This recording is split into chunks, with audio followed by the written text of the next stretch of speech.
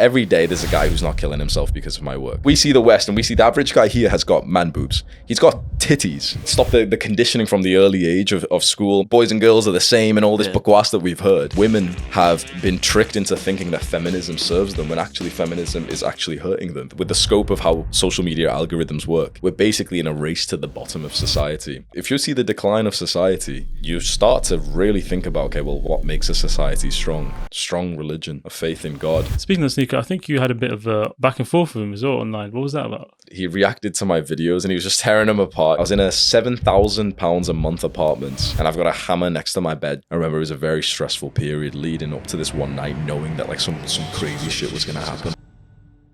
How you doing, Hamza? Welcome to our podcast, man. Thank you for having me. So Hamza, I know you promote masculinity and men being the best versions of themselves and being stoic. So what do you think when people start throwing around the term toxic masculinity? There's no such thing, really. Basically, these days, real masculinity is seen as toxic, and modern day masculinity is just a psyop for men to be more feminine. They'll say like, oh, positive masculinity, and it's a guy in a skirt. And it's like, it's not masculine. Positive masculinity, and you should have high levels of estrogen. You should act like a weird woman, man-child. So it's not masculinity. Yeah. There's a book which is called The Way of Men, which describes that masculinity should not be based on its cultural impact, but rather just principles that have always been here through caveman times. And so there's only a few things that men truly value in each other, which is like strength, honor, courage, mastery. These are the real traits of masculinity. And so a man who has those in the modern day, who's strong, who's courageous, who is traditional, powerful, he'll be seen as toxic, as I've been labeled many, many times, when really that's the real masculinity. Okay, so you don't actually believe in toxic masculinity at all? No, of course not. Like, what could be toxic? Have you got any definitions or certain things that people think is toxic? So no, in general, because I've just seen like in a lot of podcasts or a lot of people, whenever someone's very masculine, some people think that it's a negative thing, but obviously, you promote the opposite. So that's why I just wanted to know like what your kind of definition is of that. Yeah. I don't see any examples of toxic masculinity. Yeah. Even with Tate, for example, people say toxic masculine. With me, with Iman Gaji, it's just masculinity. Yeah, definitely. 100 years ago, 200 years ago, no one would have actually said that was toxic. It was just what was required of men. And so these days, when you have a man who is unapologetically masculine, like Andrew Tate is, that's seen as really toxic, when really that's just what a man is supposed to be like. He's supposed to be polarizing. He's supposed to be a little bit aggressive with life. He's supposed to be loud. He's supposed to be arrogant. He's supposed to have full conviction in his words, strength and brotherhood. But it just seems to offend like weak modern day people. Do you think it's because of like sensitivity as well? People being a bit too sensitive these days. Yeah, of course. Remember times being in school and like the shit they used to tell us, like, oh, there's so much, man. Like, sit still, don't fight, don't, have like rough and play. Like we were banned from doing like WWE moves in the playground. I don't know if you guys had that. We were banned from like Yu-Gi-Oh cards because some of them looked too aggressive or something. Yeah, match attacks as well. Yeah, it's like one kid got robbed or something in your primary school as well, and then they banned it for everyone. Little soy boy was crying about it. His mum came into school, and now no one can play with him. It's crazy, yeah. So Hamza, I want to ask you, so what is your main source of income, and how do you make money? So I built up an audience of 2.3 million guys, and then I opened up a school community, which is a website owned by Sam Ovens and now partnered with Alex Amosi. And inside of there, I offer like coaching calls, courses, basically all of the paid things I've ever had before this point. I put it all inside the same program, including masterminds that I'm sure you guys know. Like, how much could I charge for a mastermind at this point? Like 5, 10K. We do 2 a month inside of Adonis School. One course, yeah? 20 courses. Okay. All the courses I've ever made, all the $1,000 courses, $500 courses, every one I ever made, put it all inside the same place. So it's an absolute steal. And we have 1,720 students in there this morning. And each one's paying $129. So that's about $220,000 a month. So subscription fee, yeah? Is that for a whole year or how many years? That's for a month, $129. Okay. That's cancelling in time. Yeah. But what makes you different? A lot of people are selling courses. Why do you stand out? I'm the only big influencer who's actually extremely active in the program as well. So I do 3 calls a week in there minimum. I do 2 masterminds a month. at least for some time. Maybe eventually I'll stop that. But like, for example, I'm in London right now, Yeah. and we have a mastermind on Sunday. So I'll be there giving the mastermind. You know, it's not just someone who's like some nerd who's like some copywriting expert or anything. It's like it's me teaching the stuff. We still got coaches and everything. We've got like a testosterone coach, we've got a masculinity coach and everything. But it's me in there every day, writing posts, replying to the guys, giving advice, analyzing people's YouTube channels, giving them my advice, analyzing like some guys like Tinder profile, for example. He gets my advice in there. So what makes me different is like, it's the one thing that I sell, and I like to work all day, and YouTube doesn't need like more than 5 hours a week. So the rest of my time, since I work like an immigrant, the rest of it's just spent inside of this place replying to the guys, giving them advice. Yeah. So did you say your school's with Alex Hormozi as well? You partnered with him? I'm not partnered, no. I have a school website. He's partnered with the website itself. He's become their like biggest investor. So you're basically in the same kind of field then as well? That's it. So they ran like a big competition in February called the School Games. Whoever makes the most amount of money wins. And I got first place in that. So I meet Alex. So you actually beaten like everyone in that. Yeah, easy. Honestly, I'm not gonna lie, we didn't try that hard. Like I didn't even know I was in the competition till like 2 weeks in. I didn't even enter or anything. I just saw myself in like, that's like fourth place. Yeah. Spoke to my brother and he saw it as well. I'll be like, well, we've got to win now. Like I was like, fine, got it. So how did you build, like, so you're saying you're on YouTube, you're on TikTok, Instagram. How did you build 2 million subscribers? How did you master the content creation? Good question. So there's a few steps, right? Let's say step 0 is starting with the desire, first of all, which honestly, a lot of people don't even have the desire to grow on social media because they don't realize how powerful it is. When I give business advice to guys and, you know, I make like a YouTube video for the masses, there's always a lot of comments of people saying, like, oh, Hamza just gives the same advice. He always just tells you to grow a social media following. It's because, yeah, it's the only intelligent path. There's like, basically you need what's called a lead, people who would buy things from you. There's no good way to get leads other than social media these days. Every guy who was amazing at running ads doesn't really do them anymore. They're all on social media. No, who the hell's like doing cold DMs and like slave work, sending 100 emails out a day? Who's doing that shit? Who's knocking on doors these days? So the only way you can get leads, like potential customers, is literally just social media. So if you're not growing a social media audience, you have to look in the mirror and say like, oh yeah, I'm pretty fucking stupid. This is the best wealth vehicle of our time, and I'm not capitalizing on it because I think social media is a bit bad for you or something. So that's like step 0 is we need you to actually desire growing on social media to begin with, because so many people have like limiting beliefs. Oh, I'm not advanced enough. I don't have enough things to say. I've like, you know, not got to the level that I want to get to. All of it's bakwas. It's like you've got to be one step in front of the other person. 100%. So how do you go viral on social media?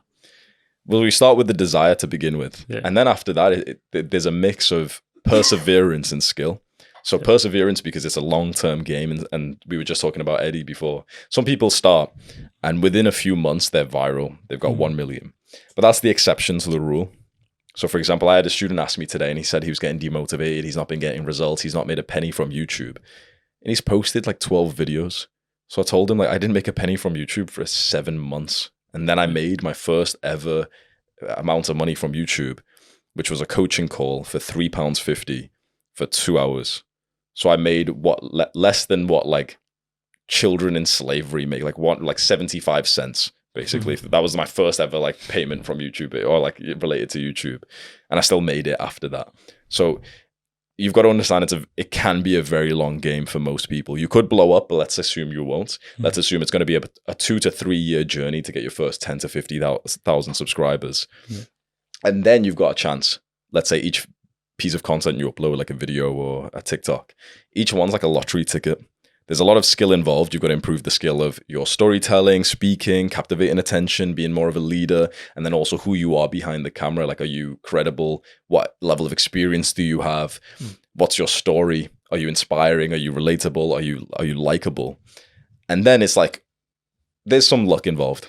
I'd love to tell you there's not, and, you know, we're all masculine, you know, whatever, but 100% there is. Like, I blew up, for example, I made a video on how to build like an aesthetic body, like an attractive body. And it got 200 views for 2 years, 3 years. And then one day it just gained 100,000 views in one day. And then it started going up by 10, 20, 30,000 every day, basically. So you just one day went from 200 to 100,000. Yeah. And I had 3,000 subscribers at the time. Yeah. And then and that took me over a year. And then within a week, I was on 20,000, and then 25, then 30. So that was an old video. So Yeah. What do you think happened? Do you think that was just luck? Or? A lot of it, we could explain it with cause and effect. The algorithm just picked it up in the right time, whatever. But a lot of it is just like, it just feels like luck. Like, I'd love to tell you, I forced that. If that was a new video that I made and it popped off, then I'd say, yeah, it was a skill thing, right? My skill's so high. But because it was an old video that I hadn't touched, it was basically just luck. It was luck in the sense that I made a video on a topic that would later on become one of the most important topics and popular topics for men, which is like looking good to attract girls. Yeah. So you mentioned being viral on social media. Some people also might be a bit cautious. So like, for example, they don't want to say the wrong thing. They don't want to get cancelled. So what would your thoughts be on that then? So how can they avoid like being cancelled? Don't really think you get cancelled these days, honestly. You don't think so? It's like you just go to Rumble. That's like Rumble really just like had product market fit immediately. Yeah. These days it's like, okay, you get cancelled from YouTube, you go to Rumble. You get cancelled on Instagram, you go to Twitter. There's always alternatives now because so many software companies are seeing how many people are respecting this sort of right-wing based traditional kind of person. And so there's always going to be more and more of a demand of a free platform. And so some companies like Rumble and like Twitter, I think they're seeing the potential. So I wouldn't really have that much of a fear of being cancelled. What I just say is, let's just be smart about it. Just ask yourself, like, do you want to risk being deleted on this one page? If so, we all know the things you can't talk about, so don't talk about them. It's like, how big of a deal is it that you can't like criticize LGBT on YouTube? Do you really give a fuck? I don't. Done. So I don't talk about them. Simple as that. Why the fuck would I sacrifice my family business to like yap on about something that literally has zero thoughts in my mind, other than knowing that I'll get views for it? It's like, I don't give a fuck that much. Yeah. My My family's retired because of my work on YouTube. I'm going to keep it that way. But for someone else, their values might be different. They might actually genuinely wake up and think that, there's something like, they've got to speak about LGBT, they've got to speak about this race issue, whatever it is. Yeah. I've never given literally zero fucks about politics, news, anything. Mine has always been selfishly just my own experience of the world, my own self-improvements.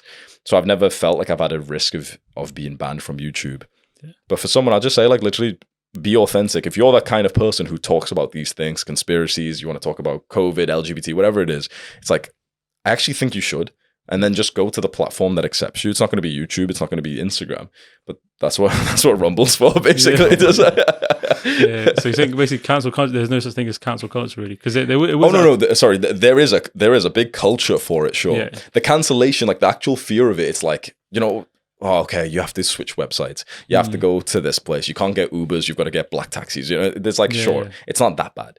There's a huge culture of the cancellations. That's a separate issue of like how much of the sort of left-wing websites and companies, how much pressure they're putting on their creators to basically not have freedom of speech. Yeah. So the culture is there. Like, for example, I've been cancelled multiple times. I joined this gym in my hometown, and I actually visualized it would happen straight away because I walked in and the gym owner was like an LGBT person, right? Yeah. But I'm nothing but respectful. I'm not going to say some shit. Like I just said, it's like, I don't give a fuck. Yeah. But I kind of assumed straight away that here's the thing, this is the truth, right?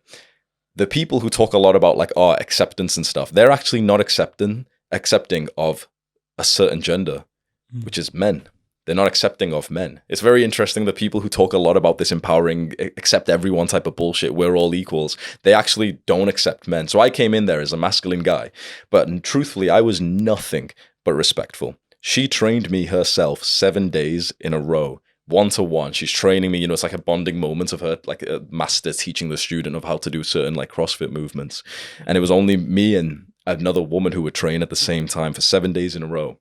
She put me on her Instagram that I was being a gentleman, that like me and this middle-aged woman were like running towards the door, and you see me kind of like, hold open the door for her like that. Sweet, no problem. I go on holiday, I get an email from her saying, okay, you've been suspended from our gym because I found your YouTube channel.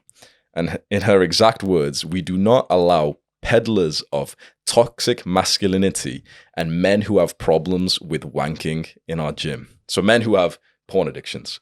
The video she watched of mine was me telling a story of that I fapped 4 years ago to like some fitness girl on Instagram, right? So it's like, first of all, and the video was about willpower on not fucking fapping as well. So that's just brain dead. But I didn't reply as well. But I was just thinking, wait, you don't allow men who wank. So every fucking guy in your gym, you need to ban then, right? Let's be honest. You need to ban them unless they watch my videos and they're on no fap because of me. But every guy in there needs to be banned then. But she wrote it in like this really like hurtful way. I'm not gonna lie, it played on my mind because, you know, it's like I've had a bonding moments with this person who taught me how to get into CrossFit, and then she sent this like horrible like worded email with a brown emoji at the end of it as well, and I was like, she did that on purpose, fucking bitch, bro. And you know what the interesting thing is? She's hurt me, she's wronged me, she's disrespected me. Yeah. I could ruin her business right now by saying the name of her gym. I could post an Instagram story with this, telling this story with her Google Maps thing and say it to everyone, rate it 1 star. We could ruin her business right now, but I won't. I don't get it though, because you promote no fap though, right? That's what's brain dead about this. But I won't hurt her business because a part of the masculinity that she hates so much is honor. It's honor. It's respect. So it's very interesting. The thing that they hate me for is actually the thing that's keeping their business alive right now. Because I could fucking ruin their like. Imagine if I sent 10,000 guys to go and do a 1-star review on their gym right now. Ruin it. It would not just ruin her business. It'd ruin her fucking life. Imagine guys calling her up and saying like, you know, like shouting at her or whatever, or saying this or saying that. Yeah. And of course I won't, because that'd be fucking horrible. It'd be horrible to ruin like another entrepreneur's business. But when that happened to me, it made me think of Andrew Tate, and he mentioned once when he got cancelled that he had Uber and Airbnb or whatever all email him and, you know, block him from using it. I think his credit cards as well. Everything. Yeah. Imagine he had the same power as well. He's got millions of followers. Imagine he posted some kind of, I don't know, Trustpilot link to Airbnb saying, oh yeah, they just, like, you know, they banned me. Let's all rate them 1 star. You'll never see like some toxic masculinity influencer do a move like that, even though they could. Yeah. Which is very interesting. No value. No value. It's because the guys who you're calling toxic, we're following principles of masculinity, which is actually being respectful. So I could hurt this person, but I won't. Who's the worst, like the toxic person in this situation? So what do you think causes this then? That like people start using the terms toxic masculinity and stuff like that? Good times. Times have been too easy. You've heard that quote, don't you? Hard times create strong men. Times in a lot of Western countries have been very easy. And so there hasn't been a need for masculinity. And so when there's not a need for masculinity, people don't give a fuck about men. That's why men for the past 2 decades have been suffering in silence. Suicides, basically all men. Hardest jobs in the world, basically all men. Deaths on the job, basically all men. Child custody, basically all women.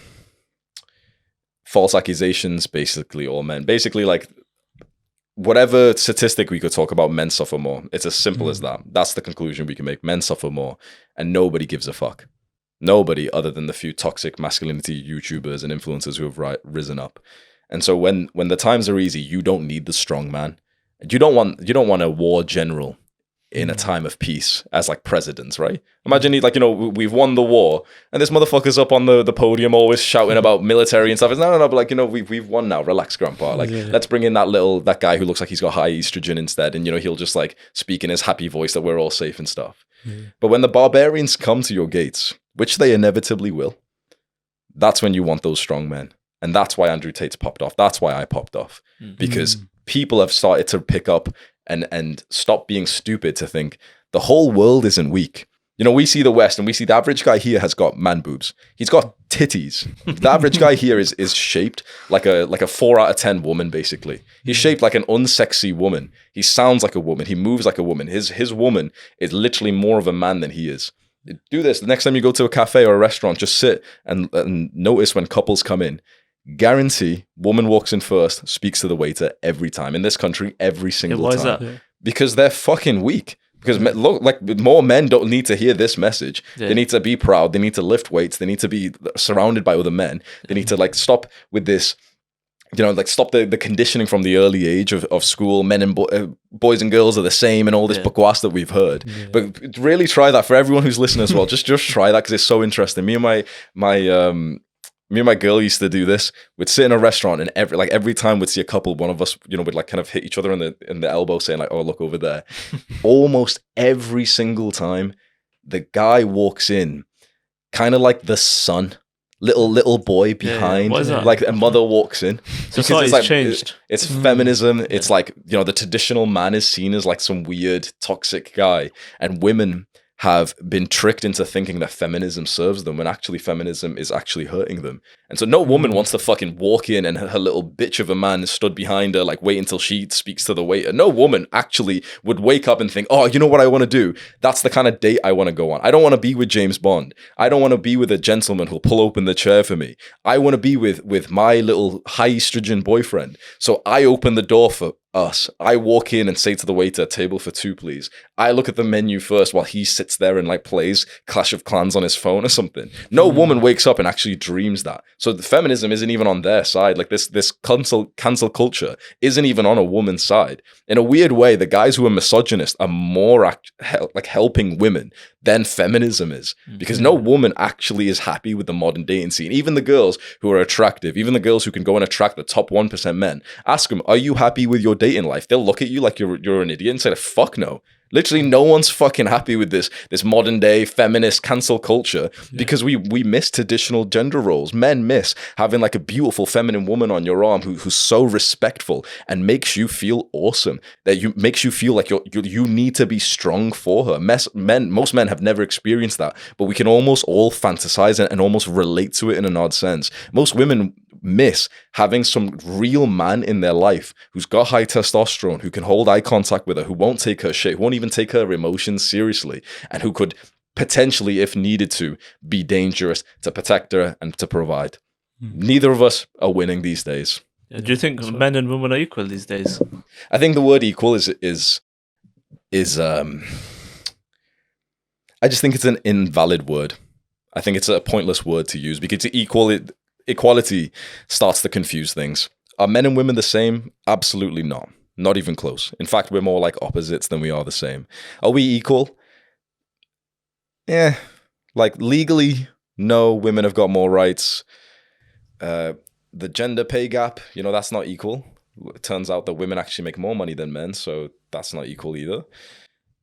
Testosterone, men have got a lot more. Physical strength, men have got a lot more. Hand-eye coordination, men have got a lot more. Emotional regulation, women have got more. So it's like, how the fuck are we equal? We're actually two complete opposites. And why do we need this modern day equality bullshit? Why do we need to look at two people who are different and say, yeah, you guys are equal? Like that was the start of this like facade that they put over our eyes of like having a 200-pound man and having like a 150-pound woman and saying, yeah, they're equal. No, they're fucking not. And what's wrong with that? The difference is what's attractive. The difference is the polarity between masculine and feminine. And so I don't think we should be like looking like I've never looked for an equal relationship. No woman who's actually born in like Eastern Europe or traditional cultures wakes up and again thinks, oh, I can't wait to split the bill today. No woman has ever said that. No woman, like no beautiful woman, and certainly like especially not in the West, no beautiful woman dreams of a 50-50 relationship. And so for the guys who believe the bakwas of equality, what kind of girl are you going to attract? Most likely feminist, most likely lower quality, has never even never had the real man in her life that has shown her an unequal relationship. I think relationships should be unequal, but in a weird way on both sides, where I bring 100% of the masculine energy and she brings none of it. She brings 100% of the feminine energy, I bring none of it. The problem is you can't be friends when you've got that dynamic. It's very interesting. And it's like, okay, well, picture the goddess and the warrior 5,000 years ago. They live in this, this little hut. And the warrior's being sent off to training camp because they've got like a war coming up. He's not at home. Every day he wakes up at 3 a.m. and gets beaten with wooden swords, has to jump in the cold lake next to his brothers, and it toughens him up whilst his goddess waits for him and dreams of him and yearns for him. That's the polarity coming together, especially because of the scarcity of like, he can only stay here for one night. He stays for the one night. They have this magical bonding moment and he has to leave for his duty, his mission as a man should. He leaves. She only thinks the best of him. She literally admires him like he is Superman. He's left on his mission, on his conquest. She yearns for him and loves him and literally is obsessed for him.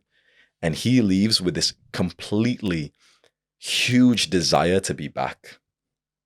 And now compare that to like modern day, both guys, man and woman working like 9 to 5. Yeah. They meet, order takeaway, watch Netflix, Go sleep. and then that's like most people's. But they're like best friends. Yeah, they spend all day together. That's definitely healthy for a relationship. That's what modern day people say they want, just because they've heard of how cool it is. Like, oh, we're like best friends. Go and see the actual relationship that these people have. It's fucking awful. They won't tell you. They fight, they bicker, because when you become friends with your partner, really what you're doing is neutralizing that masculine feminine energy. Because to be friends, you've got to be closer to the middle. Men and women can be friends. You just have to be androgynous. You just have to be way more neutral. A masculine man and a feminine woman cannot be friends. A masculine man and a masculine woman can be friends, right? So you guys walk into the gym, for example, and the squat rack's over there. Who's there right now? These days, like, who's in the squat rack? When you really think, describe because it's a girl, right? It's a girl. Think about like her characteristics these days. She owns a successful fitness coaching business. She posts content. She's goal striving. She's just hit a PR on squats. You could be friends with her. Like, you've actually got a lot in common, right? But that's because you're both masculine. But when there's a cute feminine girl there, and all she wants to do is dance and laugh, and she couldn't even imagine, like, you know, setting and achieving goals. It's just not like her. She spends all of her time looking after her little sister, and she can't wait to have her own children. You couldn't be friends with her. It'd just be fucking weird. Yeah. So what do you think causes this? Like what do you reckon it stems from? The equality conversation. Feminism and school, and probably media as well. Hollywood movies, and then I think it really compounded with social media a few years ago, although we're coming back out of that.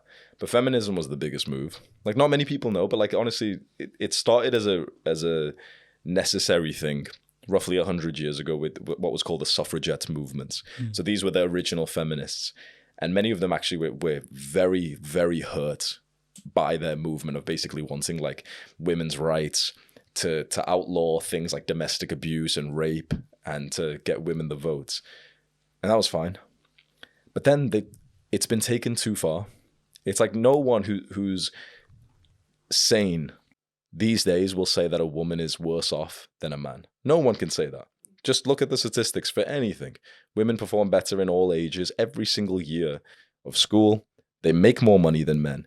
It's interesting that, you know, the gender pay gap. You guys remember how much that was talked about a few years ago. Have you kind of picked up that like no one talks about it anymore? Yeah. You know why? Yeah, why is that? Because it turned over and women started making more money than men. At that point, no one fucking said it again till me right now.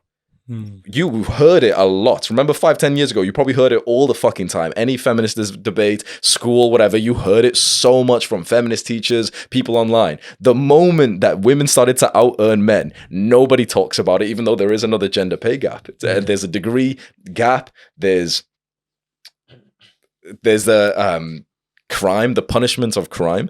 You are statistically more likely to be put in prison or have a more severe punishment for the same crime. If let's say you get married and your wife attacks you and you call the police just to be safe, you're more likely to get arrested on that day than she is. Why is that? That's just the statistic. That's just like because you're a man, basically, and the police still have this bias. Even with feminism, even with this equality, the so-called bullshit equality, they're still more likely to arrest you and take you out of the house for the night. So they favor like a female more? Yeah, of course. Because like we can play this little game of charades, you know, cover our eyes and say, yeah, we're equal guys. But when it comes to certain moments, it's like no one's stupid. Like the police aren't stupid enough to see you guys as equal. Look at you, bro. You're both what, 180 pounds. Like you're saying like, oh, but my wife hit me. The police aren't even gonna take you fucking seriously. So you even with a slap mark on your face, if all she has to do is like, no, he started it, you're getting arrested. She's not. Do you think then the society is broken? I think it's deteriorating. I wouldn't say broken. You can certainly see the trend of, let's say, UK, for example. You can see the trend. Violent crime is, I believe, at an all-time high. The streets are littered with crime, graffiti, junk. And it's interesting, like, you know, we can talk about like a weird government issue of like cleanliness in a city. And that's interestingly linked to the exact same problems we're talking about. Because you don't look like, if you don't have love in your life, which these days most people don't, who cares about like spitting on the floor? Who cares about dropping the rubbish on the floor? What's happened is like the family unit has been destroyed. Most men and most women don't even believe that they're going to have children or really get married or actually stay married these days. So you don't actually, in a weird way, have that much to live for. Like, what the hell are you going to do without children? Like, oh, travel. Congratulations. You traveled the world for 2 years, 5 years, fine. So most people have got like very low ambitions for like what they want to do with their lives, because most people don't even consider having children these days. Because again, you look around and you see like, you know, the feminists yapping on Twitter, the feminists see men like me and they're thinking, oh, I've got the ick, I don't want to date and stuff. So nobody wants to date seriously. Nobody wants to get married. No one wants to have children. When you have a society like that, which we do in the West, in the UK particularly, litter rises. You know, you stop dropping stuff on the floor. You don't give a fuck. Yeah. These young guys there without father figures, which is a massive prime in London. What are they doing? They're like riding around on bicycles, like robbing people and stuff. If they had a masculine father who'd slap them in the fucking face if they did that, but they don't. They don't, right? All they've got is a strong, independent single mother that cannot discipline her child in the same way that a father can.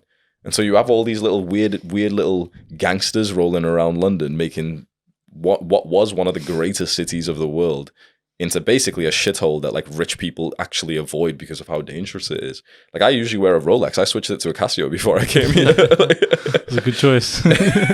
Before you were living in Dubai, how was that then? Are you still living there, or are you back in UK? I moved there after being in London. Is it? Why is that? I realized how much I valued safety. So I lived near Canary Wharf. And for a small period of time, I had to go into Canning Town. Like, I booked an Airbnb and it ended up being like, 500 meters away. And I didn't realize how much London zones change just based on like 1 kilometer of distance. Were you born in London, was it? Or? No, I was born in Pakistan. But you born in Pakistan? Here. Okay. Yeah, so did you move to London then after? No, this was just recently. This was 2022. I live in Warrington, like near Manchester. And I came here to think, I'll move to the big city. I'm successful. I make money. I've got status and stuff. And I remember in the first 2 weeks, I saw 2 people get robbed. And I'm not going to lie to you, like back at that time, I wasn't even that social. Like, it was just me and my girl. I wasn't even going outside that much. I was just going to the gym and restaurants. That was it. And I saw 2 people get robbed. Then a few weeks after that, I saw more of a violent robbery, where we were in this apartment and we heard screams outside, and I look, and it's like an Uber driver on a moped, and he's got these 2 guys like kicking him on the floor, punching him and stuff. This woman screaming or something, and they're trying to rob his food and his bike. Weird. And that's London for you. It's like what, 30 pounds of food, bro. The people here are hungry. And so when I saw that, I genuinely started I ordered a hammer from Amazon, and I just kept it next to my bed. And the thing about how fucked that is, I'm 25, 26, living with my girl. I'm rich at this point, right? This is like a year ago. Like, I was in a £7,000 a month apartment, and I've got a hammer next to my bed just in case there's someone like barges into the door or something.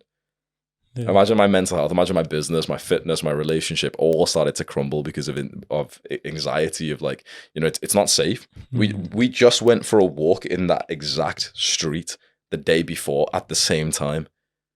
What if one of them had a knife on them? What if they came 24 hours earlier? Yeah. So London didn't feel safe to me, and obviously Dubai then started to feel like a choice because all the influencers moved there.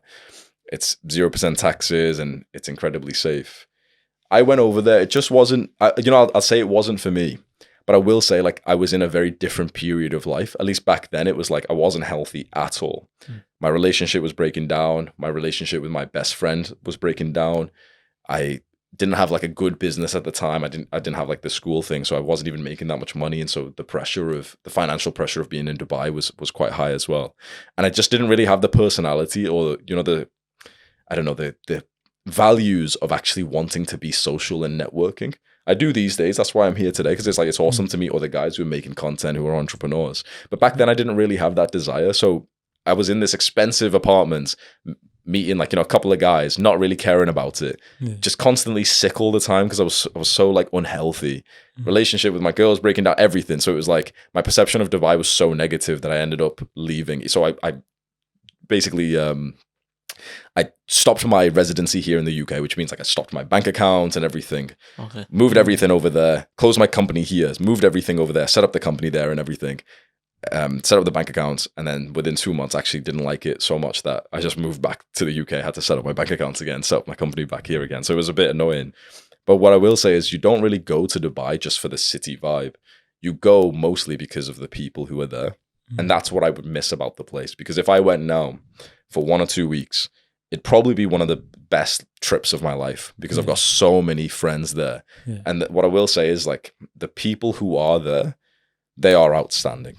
The kind of people who move to Dubai. At first, I used to have this insecure thing, like a few years ago, thinking, oh yeah, they're all materialistic and shallow and stuff. That's what you assume, like, rich people are like. To put it into context, I hadn't spoke to my friends from Dubai, like here, who's my cameraman. I hadn't spoke to them for over a year straight. I'm just that guy. Like, I'll be friends with someone, and then the moment I move away, I'll never speak to them again. It's just some weird trait I've got. So I hadn't spoke to them. I end up messaging a bunch of guys from Dubai that I used to hang out with, that I'm going to do this mastermind in Amsterdam for my students. And 4 of them book flights from Dubai with almost no notice to come fly over. And the moment that I see them for the first time, they come up, it's hype. I haven't seen them for over a year, it's like, we're hugging and stuff. And the first thing that one of my friends says is, oh, I've brought my cameraman with me, and he's going to take a bunch of shots of your boys here and then, like, send it to them so you can use that for your marketing. My other friend comes in, he says he's brought his cameraman. He's going to go and interview my students outside so that we can use that for my marketing. My friend here, Air, comes in. He recorded the entire lecture, got clips of everyone, got me content for my Instagram reels that both got like 1 million views on each. Like, and it hit me. It was like, not only did they fly down with short notice, but they didn't come empty-handed. And so that's like, it's the taste that I have of Dubai is like, the people who are there are outstanding. They're remarkable people. They're like the highest caliber of people that you could possibly meet. They'll never turn up empty-handed. They've always got like some kind of gift for you. They're very switched on, very intelligent, very business-minded. You'll be talking to them. They'll spot the constraint in your business and literally give you free advice, which is incredibly valuable. Like, what's that worth to you? Like, weeks or months of your time that someone who's more experienced will tell you, oh, you guys should try that. Yeah. So would you say there's a huge difference in culture? Very much. What's interesting is that it's still Western, like, British people who will go there. Yeah. But it's just the kind of person who goes there generally is more of that sort of top 1% killer who's serious about business, who wants to just basically see you succeed, see like the winners succeed, who wants to make a bunch of money, who wants to be like a strong person, traditional. And so I feel like if you've got those traits, like you'll quite fit in that kind of city. Yeah. So you're speaking about society earlier, about how it is deteriorating. So what do you think is like the driving factor? Do you think music could be a driving factor, like today's type of music? Music is a reflection of just what the people are interested in. So, people say like music's getting more degenerate, which I've said before, and it is, but like if we look at it a bit more intelligently, it's not so much that music is getting more degenerate. It's just that people's tastes are getting more degenerate because people are getting more degenerate. Algorithms don't help with this as well. With the scope of how social media algorithms work, we're basically in a race to the bottom of society where, imagine if we had Instagram 100 years ago, the woman who showed her shoulders would have ended up getting more views than the woman who didn't. And that was like, the degenerate thing back then. She would have gotten more views, not because people actually liked it, but because it would have polarized and people would have engaged for it. So these days, the reason why degeneracy seems so rampant is because the algorithm will always reward what is controversial and what is polarizing. And so if there's women who've got like OnlyFans, or there's like the toxic masculinity, whatever, like all these like abrasive, polarizing people, that kind of content's going to pop off more. So I wouldn't say it's just music. I'd just say it's just people's tastes themselves. We stray further and further from God and religion. I don't believe it's taught in schools anymore. Most people don't consider themselves religious, I believe, and then it doesn't help with the modern day technologies that we have as well. What about your thoughts in general, like, on music? I made a video about 2 months ago saying music's worse than you thought, because there's a few main problems with it. Often it's got degenerate lyrics. So if you listen to like female rappers, they're all talking about just getting fucked, basically. That's like, I swear there's no female rapper who actually talks about anything of value, character, or anything like that. It's literally all about just like from the moment of Nicki Minaj, Anaconda, I don't know if you guys watched that music video. Like I watched it like a lot when I was younger. And it's like, bro, I was a 14, I don't know, whenever it came out. I remember that was like the first like big, like degenerate music video I had ever seen. And these days it's like, it's weird if a rap song doesn't have like 50 naked women. It's almost like, oh, what are you doing? Couldn't you afford it or something? So it's like, often the music videos and the lyrics are quite degenerate. They're about crime, they're about drugs, they're about sex. Then it's also the thing of like dopamine stacking. Like you're constantly listening to music, which is a form of dopamine. It's like an instant gratification. And you're pairing that up with things that are usually, like, for example, you pair it up with sex. Suddenly you've got like a doubled drug, which is a really good way to just flatline your dopamine afterwards. So I feel like we're in a dopamine crisis these days of the average person just feels like they've got a complete lack of motivation. They just can't be bothered to even go to the gym and even exercise. Like basically, most people can't even be bothered to be humans these days. They literally can't even be bothered to get sunlight, to walk outside and to move their bodies. So they're genuinely subhuman. Like you don't do what a human does, so you're subhuman. And the reason why is because everyone's deprived like their dopamine molecules so much that they have no feeling of motivation to do anything that they're not forced to do, like for example, go to work. And I think music is a cause for that. Maybe not one of the worst. I think short form content is probably some of the worst, and modern day food as well. But music, the problem is you can stack it above other things.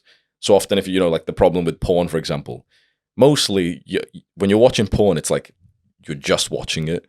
But with music, a lot of people will literally listen to it 6 hours a day when they're commuting, when they're driving, when they're in the gym, when they're studying, when they're having sex, when they're chilling. So it's almost like this constant hum of just depleting your dopamine. So it can be quite dangerous. So the way I like to think of it is like, if you listen to it for like an hour a day in your workout, yeah, fine. If you use it, like a lot of people criticize me because my reels on Instagram have got music, and I don't reply to the haters, but I always just think like you don't understand. Like the reel isn't for me; it's for consumers like you motherfucker. You're commenting on the reel. It clearly got your attention, right? So it's like congratulations, you fell into the bait. Like it's if you're making something like, let's say, a business for the average person, you add music to it. Of course, it'd be foolish not to, because the average consumer likes music. But I would think that I wouldn't want my son or my daughter to be listening to this shit 24/7. I wouldn't want them to, like you want to make music, amazing. You want to dance to music, amazing. You want to listen to it at certain moments, like I don't know, you're training martial arts and there's the Muay Thai song or something. Yeah, sweet, okay, cultural, nice. But like degenerate stuff 24/7, you're just listening to like sad, like I never had this era. I don't know if you guys, there's like this sad rapper, like I think I've heard of that. Lil Peep or some, just like these like, the guys covered up in tats and stuff, and they just look like alcoholics, and they take like codeine or whatever the fuck they talk about. Looks like Lil Wayne's sons. They just, they rap about being depressed and suicidal, and people need to realize like when you're plugging in music, it's basically just acting as affirmations in your own brain. Yeah. So it's like, why would you want like low frequency sad vibes? I don't know who it is, Lil Peep, but they're all weird names or something. But I've always just found that weird. It's like, why would you listen to sad music? Yeah, no, that's a good thing about religion, because like I feel like it gives you like a rule book, like this is what you should do, so it kind of protects you from that kind of stuff.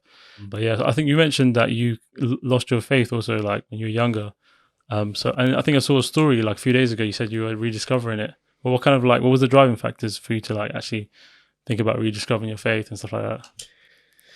I've been thinking about it for no, I won't even say thinking about it, but I've been trying to rediscover my faith from 2022, around that time, when I read the book Hard Times Create Strong Men, and I started to see the pattern of society, that if you've had a safe country and your people have gotten complacent, like the UK, the hard times will hit.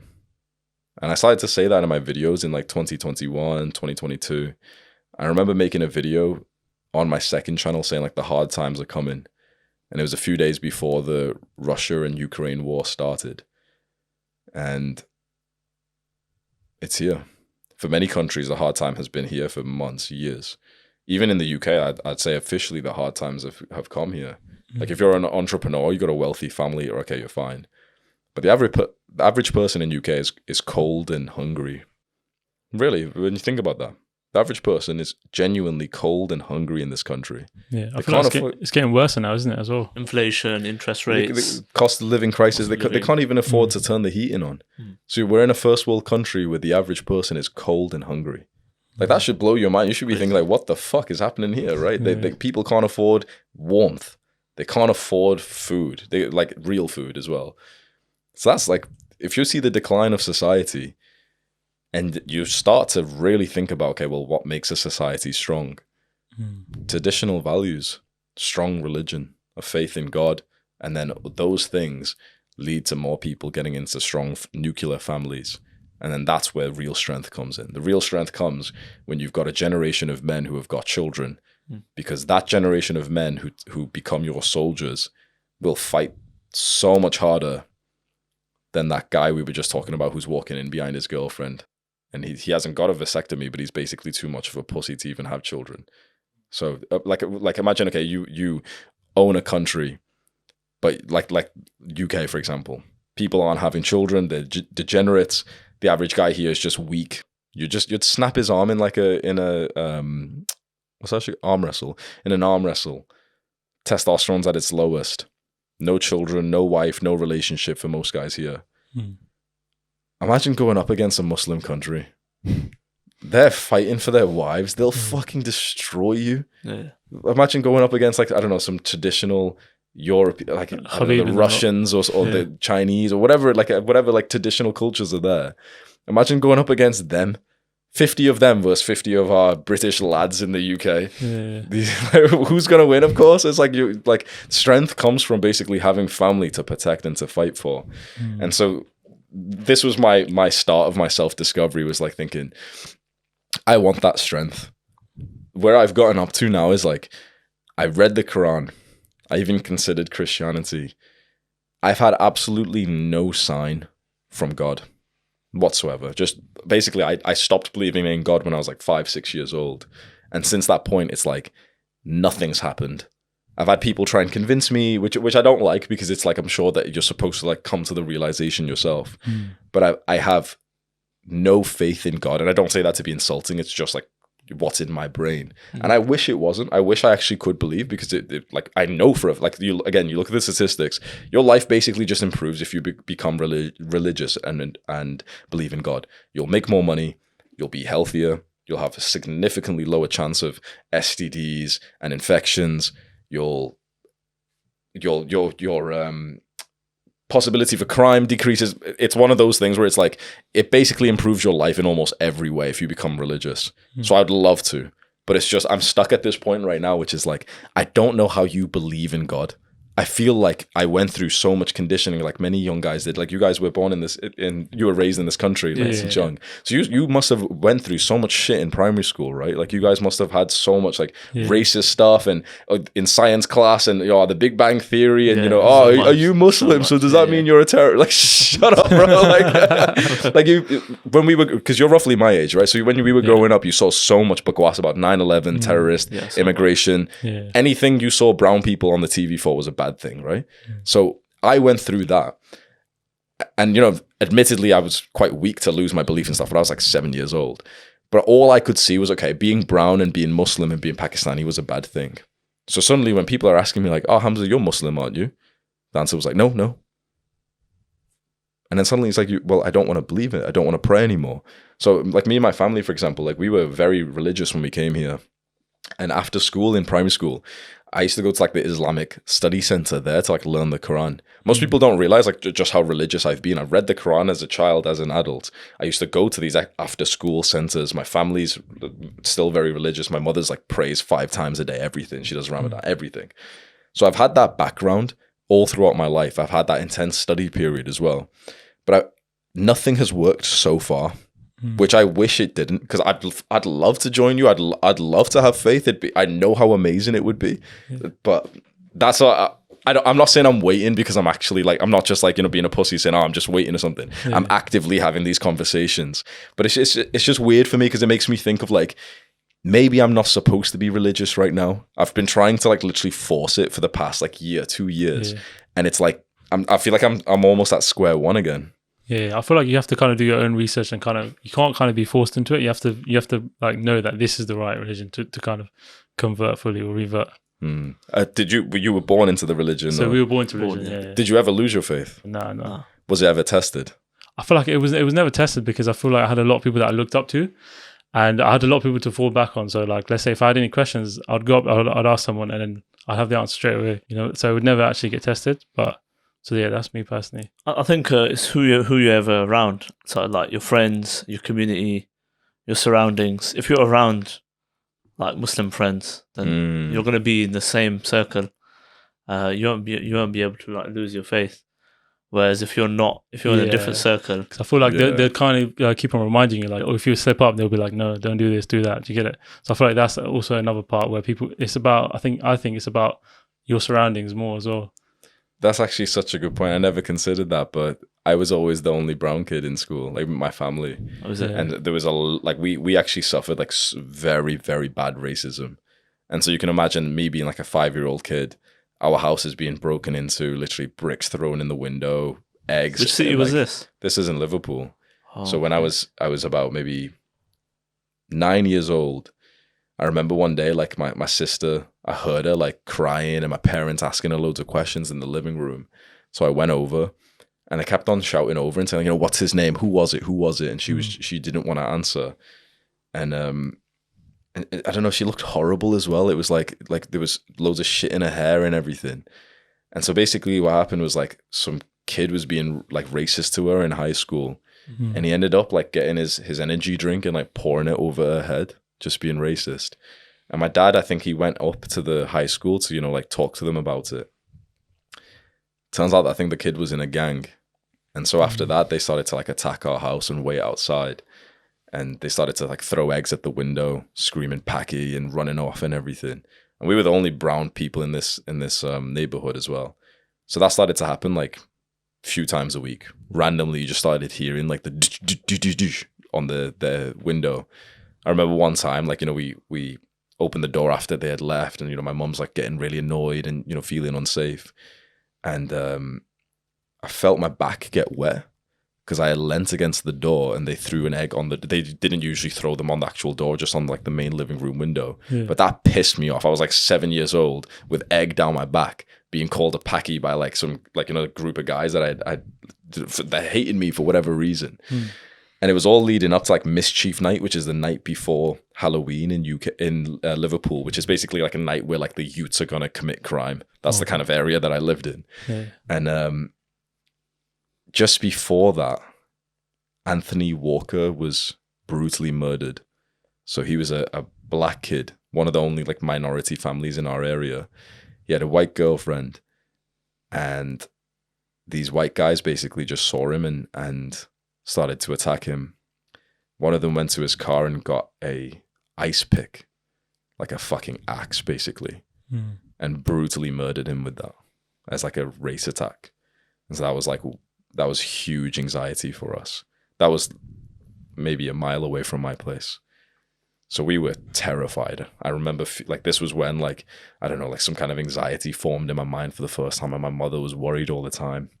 My father's working full time. We couldn't afford to, to like escape or anything. And I remember it was a very stressful period leading up to this one night, knowing that like some crazy shit was going to happen on Mischief Night. And even the day before it, my friend's mom came over and she was like, do you want me to take the kids and they can stay over at my home and everything? But my mom didn't want it. And then on Mischief Night, there was just a massive, massive crash. And they threw like a full-on brick through the window, brick through the back of my dad's car. We'd already called the police so many times, but like, it's like this was Liverpool 20 years ago. They're not coming for eggs or anything. But this time, like, my dad was on the phone to them, and I just felt so hopeless. I was like, we just, like, for me, it was like, I felt so vulnerable. Before this, we had like the outsides of our house. So it was like, oh, kid, they're only throwing eggs. They can't touch me. We had a fucking hole in the window now.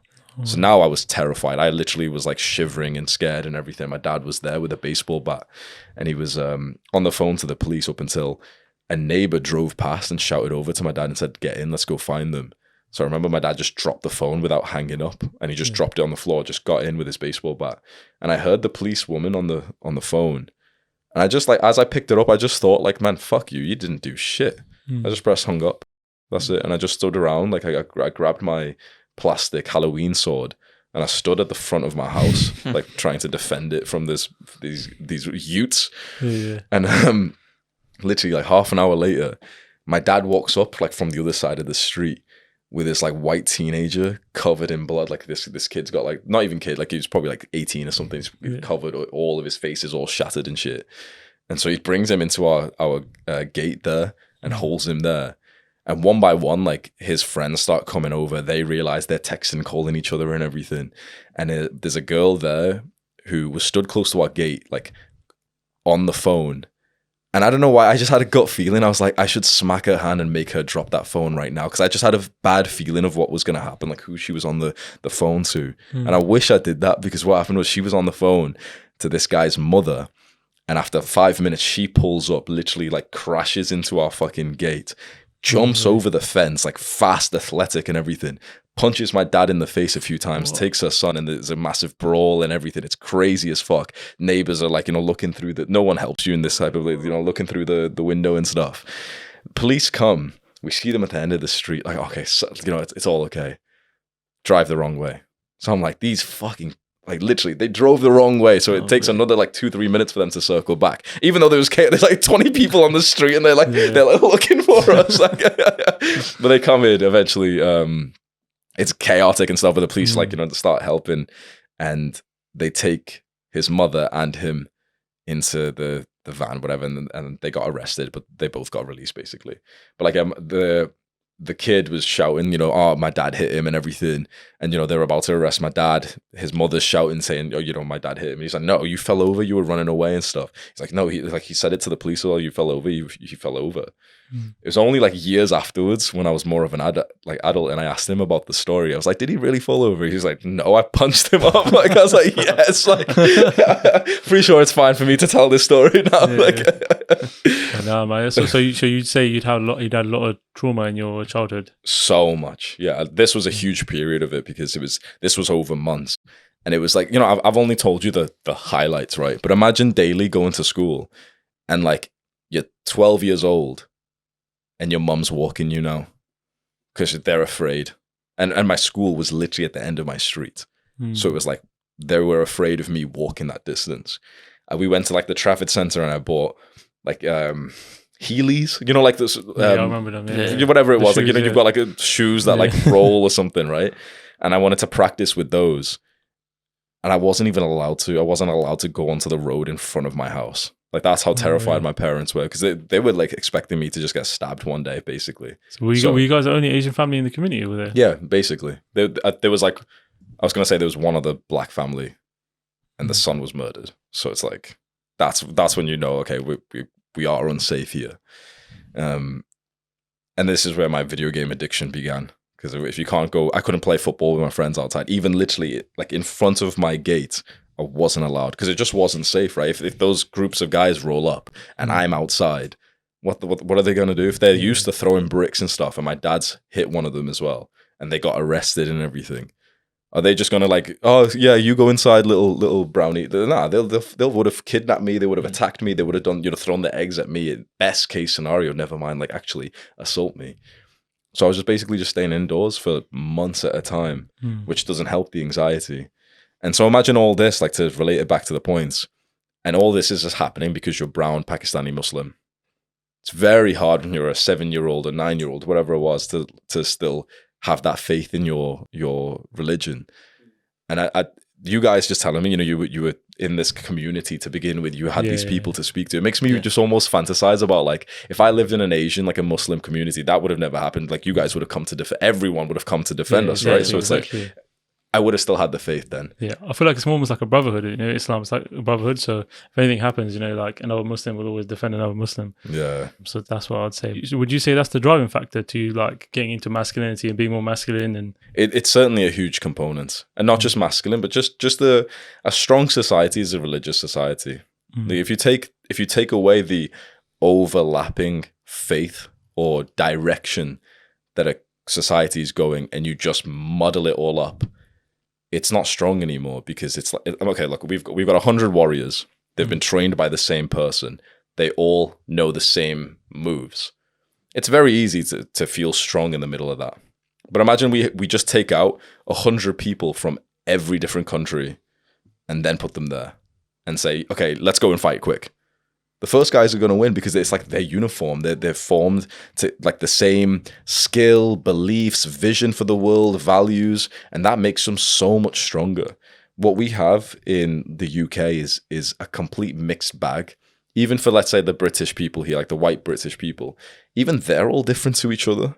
They've all got completely different beliefs. Mm-hmm. You can't say, like, what is the UK? It's like a weird, like, liberal, it's British and white, but it's also Muslim and right-winged, and it's also, like, racist, but it's also extremely welcoming. It's also traditional and homophobic, but it's also LGBT-friendly, and, like, it's basically just one big mix. But yeah, everything. And mixture is basically weakness. Because when you need to fight, would you rather have 100 Muslims or 100 people in different religions? Of course, you want them to be all the same kind of person, so that it's like it's a big clump of people. So I think that lacking religion is definitely something that has made a lot of countries weaker.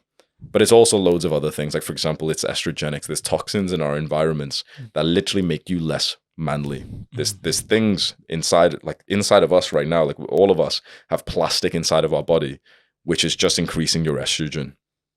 All of our nipples are literally bigger than they should be. How interesting is that? All of us have developed probably a little bit of breast mass, like basically titties. Most men these days have got titties. How fucked is that? Most men have got quite wide hips, right? The average guy I walk past, they're not built like a man. They don't have the V-tape or anything. They can't even hold, like you guys could have got very good eye contact. Most guys can't even hold eye contact. They're just weird. They're like, they won't look at you. They'll look away. They just, like they're scared of everything. Yeah. They're so softly speaking, they walk in behind their girlfriend in the bar or restaurant or something. So when we've got estrogenics in our environments, we've got birth control in our tap water. We don't have God. Most people don't even eat meat. Most people eat processed soy and seed oils and refined sugar and whatever you get in a cardboard box. Yeah. So people aren't even human beings anymore, not even eating like real food, not even stepping outside into sunlight, not even living healthy lives. And then couple the fact that we've just destroyed their sense of shared identity. Well, it's the downfall of a nation. And the scariest part is you can't have this bias to think like every country is like this. That's the scary part, because there's other countries that are still very Muslim. There's other countries that are still like very, very patriotic. There's countries where there's a lot less toxins in the environments. And it is going to be a war. Like there's going to be sides that are fighting each other. It's happening right now. Yeah. Everyone's like looking to the news thinking what's going to happen with basically World War III. Like I believe when they tell stories of World War III and it's in the history books, the date won't be in the future from now. They won't say World War III started in 2025. No. Yeah. When they recount World War III, they'll say it started in 2022. Which means we're inside of it. Right? Like in World War I and World War II, they weren't calling it a war till it was already so deep into it. So they call it whatever else they want to say. Oh, it's an invasion. It's this. It's literally the biggest war of our fucking lives. Yeah, and I was talking about this in 2022 to saying you need to become strong now. You need to become financially secure. You need to have some kind of business that if for example you're moved from your country, you can still operate. Most people, if they're just working some classic 9 to 5 with the economy going down in the UK, what are they doing now? Yeah, what's your take on 9 to 5? What's your opinion on that? For 99% of people, absolutely horrible. Modern day slavery. For 1% of people who have dreamt of a certain career, like for example, being a vet to save dogs, and that's been their passion. By all means, go ahead, get the degree, do whatever you got to do. Awesome. You've wanted to be a surgeon all your life. By all means, absolutely go and do that. Your father is a plumber, and you've always looked up to his ability to save a house and make sure it's in working order. By all means, go and do that. Nice, awesome. But for most people who don't have this huge desire for any kind of job, it's basically just a sign of low intelligence to be pursuing a career than a business. It's just how it is. It's you've got especially a social media business, you've got to look at yourself as basically a moron to not be posting content these days. You'd rather be a creator than a consumer. That's it. You have to be one. That's it. You have to be one. The people who disagree with my message here, they're always like, oh, you know, Hamza's this, Hamza. But I'm like, but you're commenting, so you do realize which one you are, right? It's like, but I work a 9 to 5 and I make what Hamza makes, like in a year he makes what. In 1 week I make what most people in their 9 to 5 make in about a year and a half. You can't become wealthy in a career. There's no career that is even close to what the best careers in the world are. What, like 200K neurosurgeon. That's it. That's as high as it really goes. Yeah, I don't get that. When people run up the algorithm, they basically, like, let's say they give hate comments. It's the same as like a comment's a comment. You're running up the algorithm. You're giving the views. You're getting the comments. So it's helping you regardless, really. That's what I do on Instagram. If there's ever someone who leaves like a hate comment or something, I've just posted a reel. What I'll do, it's like a analogy of like, basically I'll open the door, throw a grenade, and then close the door. So someone comments some hate, I'll reply back and say something mean to him. Like, your girlfriend's ugly. That's it. One message. Create that's an it. argument in the and comments. Then literally, I'll check back, and it's like there's a 75 comment argument, and they think they're doing bits. They think they're saying like, oh, you know, Hamza's this. Oh, here's like my analysis of Hamza, and I'm just looking at like, okay, so this reel got 1 million views. Thanks, bro. Thanks. So you come across quite intelligent and intellectual. Thank you. Where did you get your inspiration from? Do you see anyone as an inspiration? There's been many. There's been so many like influencers that I've looked up to. There's businessmen. There's Alex Becker, Sam Ovens, Alex Hormozi, Andrew Tate, Iman Gaji, First Man, my friend Chris. There's been loads. Like I to be honest, I don't really consume really anything these days. I just don't really have the time. It's not. Well, like once you get to a certain level, it's not really that valuable to be watching videos or to be reading books. Like, for example, I had a problem with my business, right? And I wanted to improve like my free community funnel and how many sales we were getting in my paid community. Basically, kind of like a complex problem. And I can go and watch a bunch of YouTube videos and someone might have kind of had the answer somewhere, but then I have to look at all these dickheads on YouTube who are, you know, making the thumbnails and the, hey, what's going on? You know, you have to sit through all that, or I have to read a 7-hour book that won't teach you what to do, but it'll kind of teach you principles that might work if you implement them and then figure things out for like 3 months. I just went on WhatsApp, called my friend Charlie Morgan, who makes 10 million a year, told him the problem. He told me the solution, done. So these days, it's like, there's not that many people who I'm like consuming. There's only people who I basically have already connected with. And I just like either ask them for advice, or they've already got like a few like key videos that I've saved, like, you know, specific trainings, modules, courses. But so your network is quite huge in that sense. I'd say it's getting bigger. It's quite a respectable network. So you have people there that you can get answers off if you're in need. Yeah.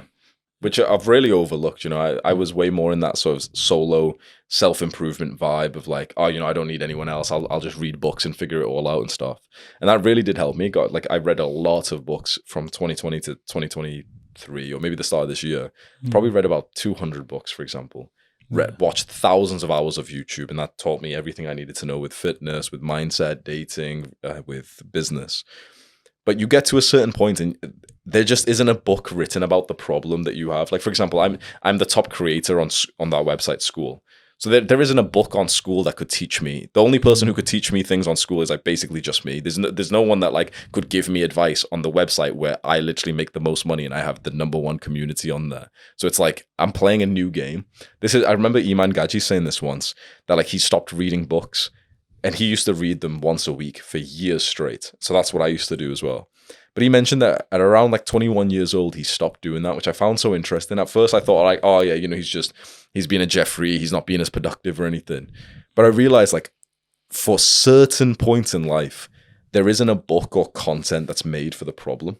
Now I've got to give you the disclaimer, is like, for most people, for anyone who's watching, it's like books are amazing. I read at least a book a week for literally like 3 years straight. Like I literally read books instead of spending time with people. And I'm here today as a successful guy because of that. I make so much money because I just read so many books and I just obsessed over the idea of improving my business, my productivity, character traits, everything, my health. So most people should be consuming, and honestly, saying this as a YouTuber, most people should be reading books instead of watching content. Like what you can learn from some YouTube video, including mine, is barely even 25% of the education that you can just get from choosing a book on a topic that you've currently got like a big goal in. But in regards to the question of having role models, the way that I've always done it, which has really served me, is like I find a guy who's living the kind of life that I want, who's got the business that I want, who's got the lifestyle or whatever it is. And I like to just copy them as ruthlessly as possible. So in 2023, I made the biggest moves in business because I would have a piece of paper literally saying like, copy Alex Hormozi, and I'd stare at it every day like a psychopath. Yeah. And the fastest way to make progress is basically to kill yourself. It's to just kill who you are now. So you're basically affirming it. That's it. So every day, whenever there was a micro decision of what to do in this business, what to do here, how to message this person, I wasn't doing it anymore. I was sat there thinking, what would Alex Hormozi do? And I'd answer or respond to the situation like him. Then it was Sam Ovens, then it was Andrew Tate, whatever it is.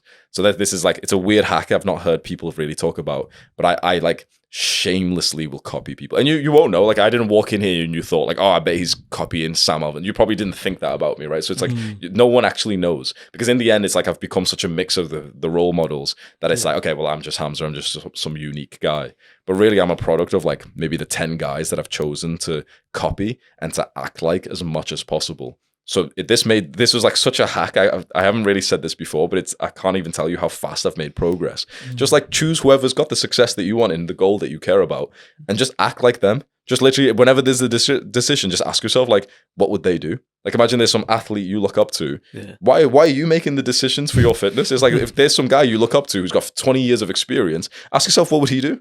When it's time to eat and there's the choice between two meals, why would we choose when we're not that great? You should be thinking about, okay, what would what would Eddie do? Yeah, what would they do? Easy, and then okay, that's the answer. Okay, I'll have that one done. Yeah, but no, definitely. I feel like traditional masculinity is getting a bit more popular now as well. Obviously, with the likes of Andrew Tate, with the Red Pill community, also religion. Like Andrew Tate converted to Islam. Sneako recently converted to Islam as well. Speaking of Sneako, I think you had a bit of a back and forth with him as well online. What was that about? This was in 2022. Yeah. And he just started live streaming and he reacted to my videos and he was just tearing them apart. He was like, oh, it's so gay, this self-improvement stuff, it's cringe, whatever. And I got quite offended at that. I think because I take my work very seriously. Because on YouTube it's like, oh, it's cute videos, whatever. But it's like every day there's a guy who's not killing himself because of my work. It's as simple as that. There's at least a few thousand men alive today because I uploaded silly YouTube videos. So I've always taken it very seriously because I get the letters, I get the messages, the comments.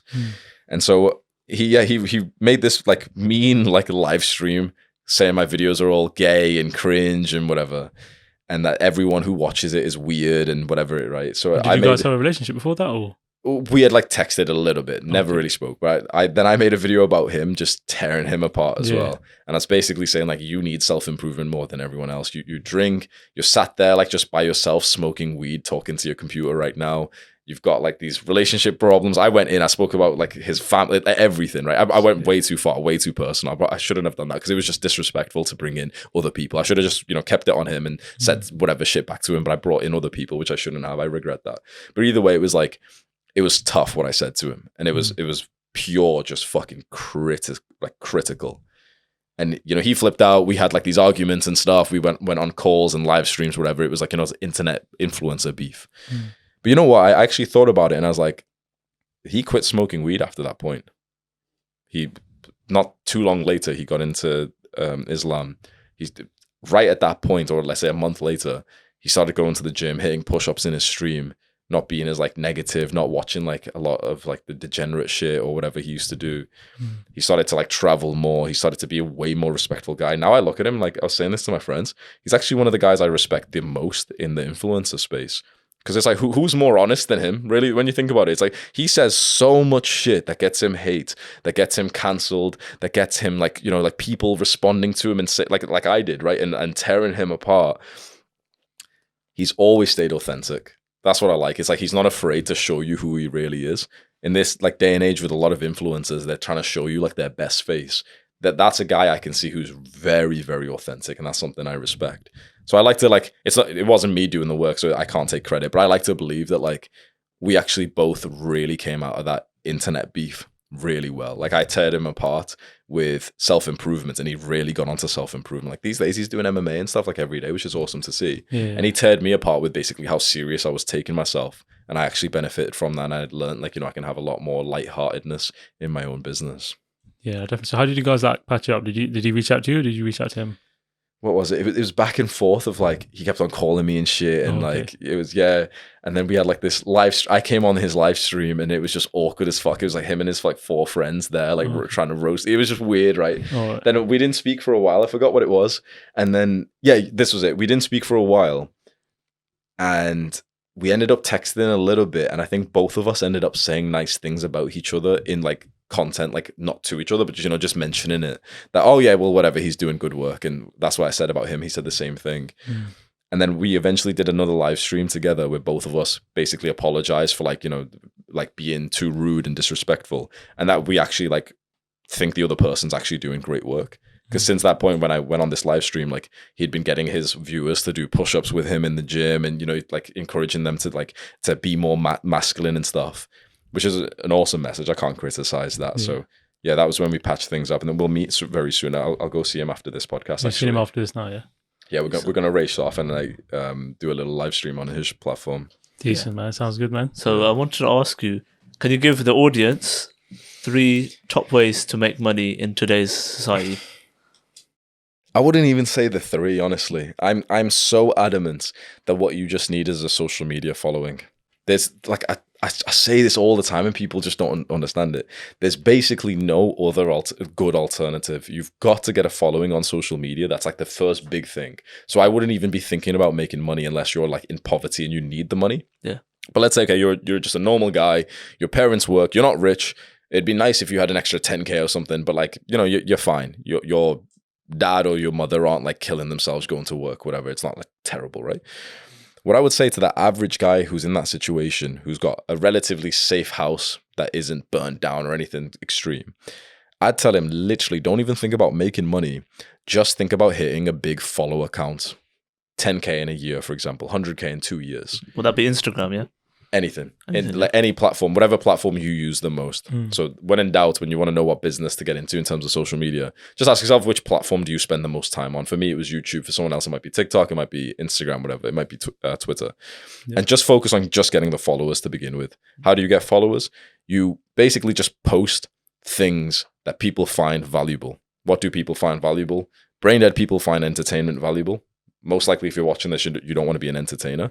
So then intelligent people find education valuable. What kind of education can you give to people? You can basically tell them your own stories and then give advice and explain concepts and analogies that you've come up with yourself. So now we know how to grow on social media. For most people who want to be educators, post and give good advice. Over time, people will think, oh, this guy gives good advice. That actually worked for me. He gave me this one tip that no one's ever said before, and that actually really worked. Okay, awesome, sweet. I'm going to subscribe. You get this big follower count, let's say 10K or 100K. 2 years from now, when you've got that follower count, that's when you start to make money. That's when you monetize. You create something to sell them, which, for example, for me is what's called a school community. It's like an online platform. Andrew Tate's got a similar thing. Iman's got a similar thing. You can make a physical product. You can make merch. You guys have got like a branded t-shirt. You can make merch and sell that. You can make your own supplements, like my friend does that. You can open your own, you can make your own consumable. Iman Gaji's does just done that. So you build a following and eventually you make something for sale and then you just tell your followers that you've got that thing. That's how you get rich in the modern day. People will disagree. Hamza only says the one business model because there's no fucking other bit. Whoa, you want to be a copywriter? What the hell is that? Oh, I was sending out 100 emails that like people like me read and think, oh, another dickhead sending me another email. Yeah. People sending me DMs on it. You want to be someone who's an internet harasser, basically. Yeah. Slave work, basically. VA work. Some Filipino for $3 will do that for you. Oh, send out 100 emails. Who the hell wants to do that? So that's like basically if you want to have a decent life, you don't do that bakwas. So then we've got to find a good business model. Iman says agency. He doesn't actually like work on his own. He closed his own agency. Why? Because the real riches, you grow on social media, you sell them something. Andrew Tate teaches a lot of different business models in his program. How did he make his money? Grow on social media, sell them something. 100%, man. All of them. But yeah, man, it's been a lovely conversation. It's been good chatting with you, brother. And thank you for coming on, man. We'll wrap it up with our final question. Does money buy happiness? The happiest days of my life was in 2020 when I moved back home to my family's home, and I was completely broke. All I had was just about enough money to buy a pair of gymnastic rings because the COVID lockdown happened. The gyms were all closed. I had no money. I had a hole in my trainers, and I would wake up every day with a smile on my face because I got to live the life that I love. It's not that money buys happiness, because you can be happy without the money, but it really helps.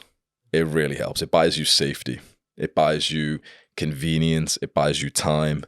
It buys you options.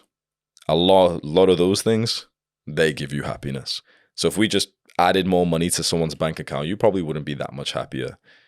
But if we take you to like a lovely meal, and it's the best steak you've ever had, and your family's all safe and well-dressed, and you're not worrying about the bills coming up, you will notice your happiness increase. Yeah. So I'd say it's a yes and no.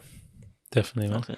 Oh, there you have it, guys. Yep. Guys, make sure you subscribe for more content like this, and we'll see you soon. Yeah, Take care. Thank you, Hamza, for coming on the podcast.